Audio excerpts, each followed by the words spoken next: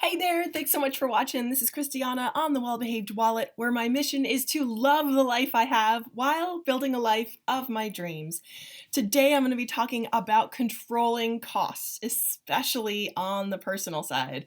As usual, I will be using my own budget as an example. So I am going to be running through every single dime that I spent in the year 2019 in the area of personal care. So if you're interested in hearing more about that, stick around. So one of the most important things in controlling costs and sticking to your budget and really knowing where you can trim the fat is knowing how much you have going out. That is key. So for me, what I do is just keep an Excel spreadsheet of every single dollar I spend every single day. Do I miss some things here and there? Sure. But I would say that I'm 98% clear about exactly where my money is going. Sometimes that's a great story and sometimes it's not such a great story, but either way, I know what's on the page. And for me, that has been key. So that is my first key tip, is to know how much is going out. Of course, you need to know how much is coming in, but for right now, I'm dealing with the budgeting side and managing exactly what you have coming in the best possible way. So another key to trimming the fat is really looking at where you're spending. So number one is knowing where it's going. Number two is knowing kind of in what categories it falls and looking back and kind of doing, call it like a forensic accounting analysis of my own life. In this case, that's the example that I'm using, but you can do it for any project and anything you're doing. It really is important to control costs and know where things are going. So taking a look back, be able to see where everything is and dividing it out. So as promised, I'm going to review with you every single dollar I spent in 2019 in the area of personal care. This would include things like, let me just back up, because personal care is kind of a wide category, and it will vary widely from person to person. Some people can be fine with like a dollar store, a bar of soap and deodorant, toothpaste, toothbrush, call it a day. That is absolutely possible. And there are people that do that, and especially in like the money mustache, those extreme savings people, I have such respect for that, and I'm like, hats off to you. If you're able to do that, that's amazing. For the way that then there's kind of the extreme opposite, people that spend a ton on stuff they don't really need, stuff they're not really clear about where it's going, things like that. And that's an extreme on the other side. And if that's the way that you choose to live your life, that's your choice, absolutely.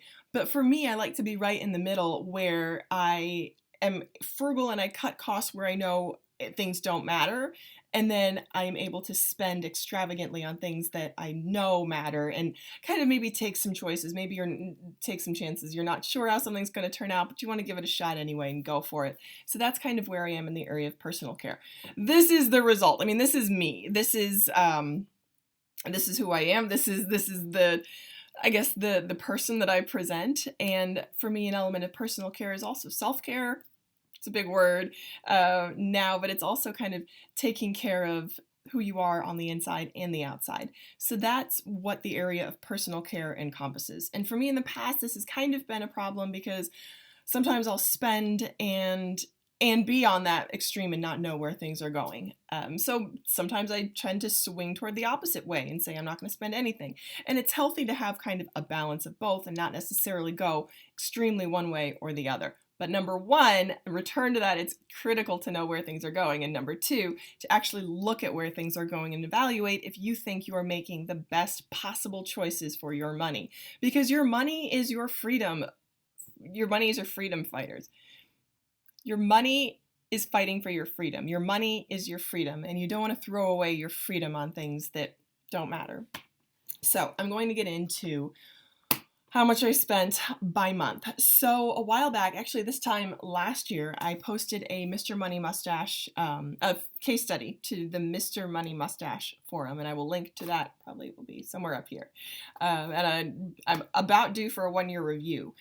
One of the things that people had suggested was cutting way back in the area of personal care, because to be honest, this is an area that has a wide range for cutting back, a wide there's a lot of room to trim there, which is absolutely fair. And this is why I like looking back over it and seeing what I can do to manage costs in this area.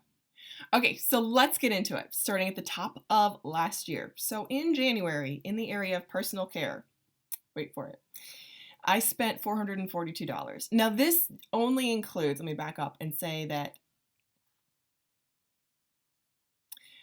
so again, to clarify, personal care for me doesn't include clothes, and it doesn't really include some like personal necessities, things like tissues, toilet paper, whatnot, because that would be covered in my grocery budget. This would only include things that I spend on my person. So without further ado, I'll get right into it, starting at the top of the year. So in January, I spent $442 on personal care, and that included a hair experiment that I was trying. My hair has kind of been my Achilles heel as a lady. It's something that I would like to look nice. I don't have the greatest hair, so I tried an experiment to see if I could do something different with my hair. I would say the results are like maybe a 6 out of 10, but it was better than I had in the past, and I really thought that it was a valuable experiment, but it was kind of an expensive experiment. So that was $350 total. Yeah, I live in the Northeast. Things are expensive here. It's ridiculous. So that was in the area of hair care, and then the balance of that expensive was like things that I bought because I was sick, and I got like lotion, cold supplies, things like that, and it added up. It was not the most convenient time, so I just really wasn't feeling well, and I decided that I wanted these things right away. Like I wanted lotion to feel better. It was a mess. So that was my January. In the month of February, I spent nothing, which was good. Kind of a balance out there, because I knew I had to make up for that hair experiment. So in March, I spent $179, and that included getting my nails done. That was $60. And then I re-upped on some personal care sort of makeup things, foundation, sunscreen, concealer, eyebrow pencils, etc. So that was March. In April, I spent $67, and that was actually in the area, and that was for yoga classes. That was something new that I was trying out, and I would say every single penny of that $67 was worth it, because I find the practice of yoga with people in a studio with an instructor who is telling you what to do, and you are receiving that instruction. I find that invaluable to both my physical and my mental health, so 100% worth it.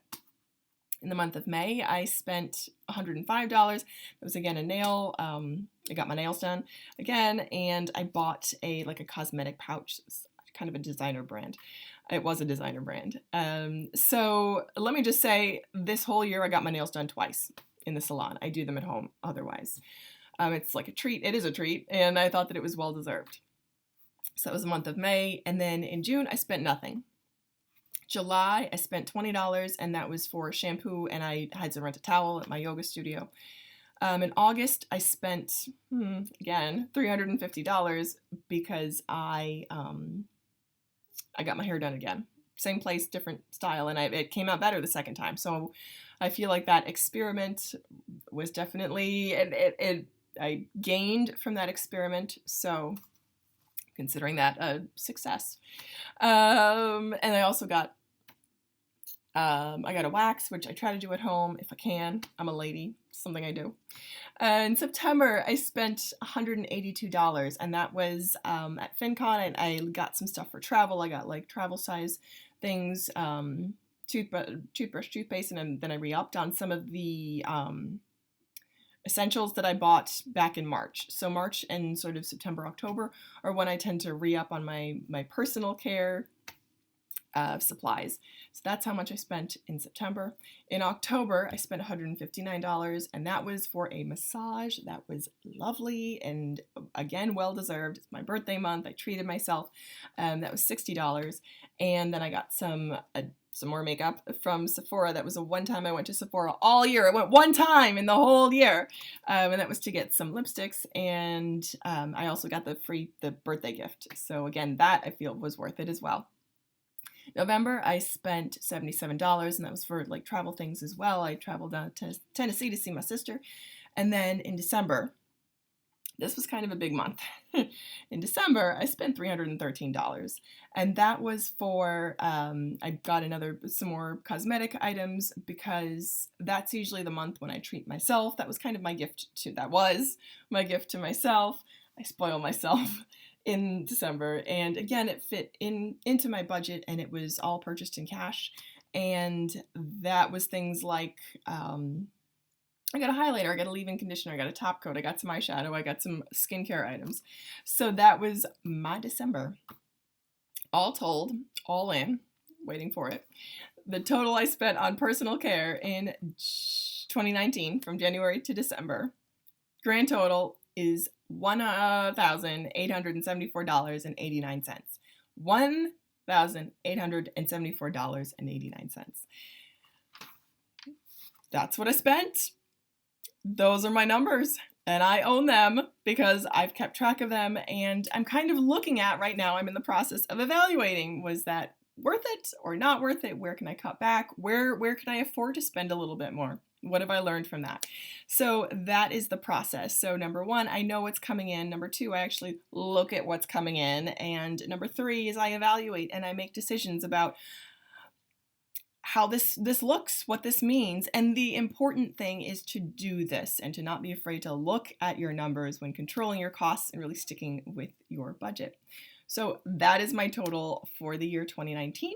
I thank you so much for watching, and as always, I hope that you'll keep watching.